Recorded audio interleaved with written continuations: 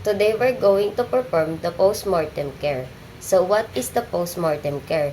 It refers to the care that we give to the patient after death. So, in post-mortem care, we show respect to the patient as a living person in preparedness of a constant manner with religious belief.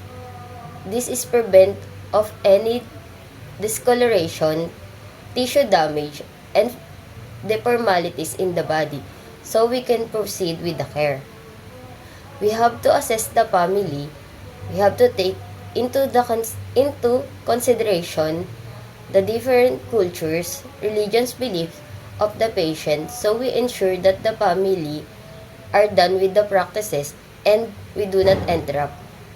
We also need to determine if a medical practitioner has requested an autopsy and validate the status of request of organ or tissue donation.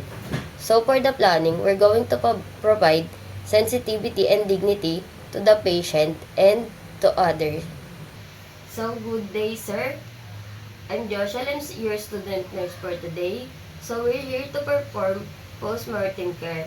So we're expressing our deepest condolence to you and to your family. May I ask if you have any rituals, practices? No. So we can proceed now. You can take the chair.